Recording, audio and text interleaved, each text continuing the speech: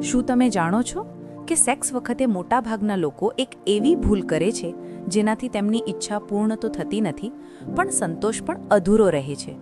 આ ભૂલ એટલી સામાન્ય છે કે 99% લોકો એ જાણ્યા વગર કરતા હોય છે.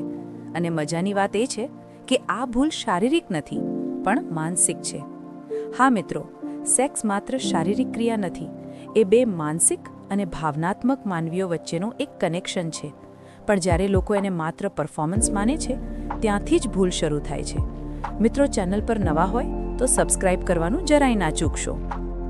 ઘણા પુરુષો અને સ્ત્રીઓ સેક્સ સમય આ વિચાર લઈને જાય છે કે મારે પરફોર્મ કરવું છે, મારે સામેવાળાને પ્રભાવિત કરવું છે. એના કારણે તેમનું ધ્યાન એ પળમાં રહેતું જ નથી. તેમનું મન હંમેશા ચિંતામાં હોય છે કે હું સારું કરી રહ્યો છું કે નહીં, સમય લાંબો રહેશે કે નહીં, સામેવાળું સંતોષ પામશે કે નહીં. આ ચિંતા જ એના સૌથી મોટા શત્રુ બને છે. આ ચિંતાને કહે છે પરફોર્મન્સ એન્ઝાઇટી. એના કારણે શરીર પણ પ્રતિક્રિયા બદલી નાખે છે. પુરુષ હોય તો અર્ધમાર્કે કોન્ફિડન્સ ગુમાવે, સ્ત્રી હોય તો રિલેક્સ ન થઈ શકે અને એ જ પળમાં કેમિસ્ટ્રી તૂટી જાય છે. બીજી મોટી ભૂલ છે કમ્યુનિકેશનની કમી.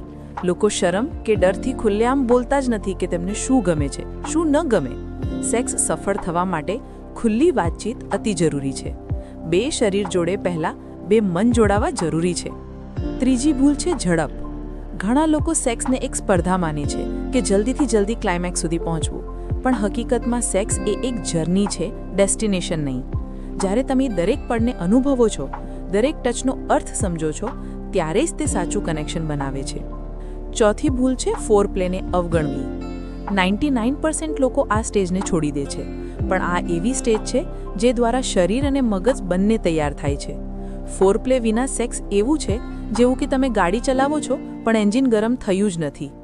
પાંચમી ભૂલ છે અન્ય લોકો સાથે તુલના કરવી.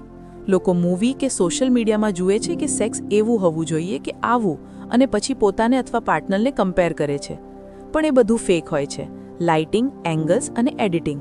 રિયલ લાઈફ એ સંપૂર્ણ જુદી હોય છે. છઠ્ઠી ભૂલ છે પાર્ટનરની જરૂરિયાતને ન સમજવી.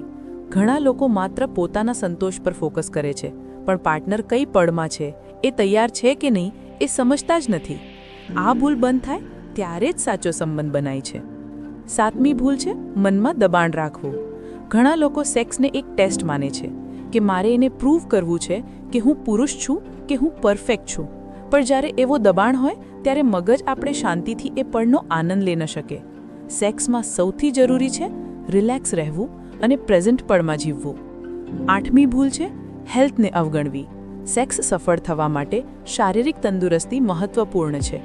કમજોરી, થાક, બ્લડ સર્ક્યુલેશનની સમસ્યા, હોર્મોનલ અસંતુલન, આ બધા સેક્સ્યુઅલ પરફોર્મન્સ પર અસર કરે છે. પરંતુ લોકો એ વિષયમાં કદી ડૉક્ટર સાથે વાત કરતા જ નથી. નવમી ભૂલ છે ટેકનોલોજીથી ભ્રમ પેદા થવો.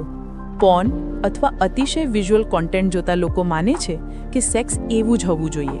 એ બધી ઇમેજિનરી ચીજો છે જે રિયલ લાઈફના એક્સપેક્ટેશનને ખોટું બનાવે છે.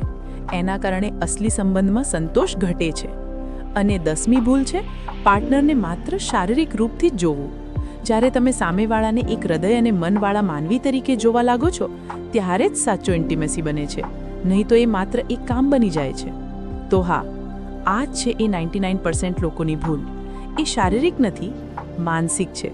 જ્યારે તમે તમારા મનને ફ્રી કરો છો, સામેવાળાની ફિલિંગ સમજો છો, વાત ખુલ્લેઆમ કરો છો અને પળમાં જીવો છો, ત્યારે જ સેક્સ સાચે એક સુંદર અનુભવ બનશે, માત્ર ક્રિયા નહીં.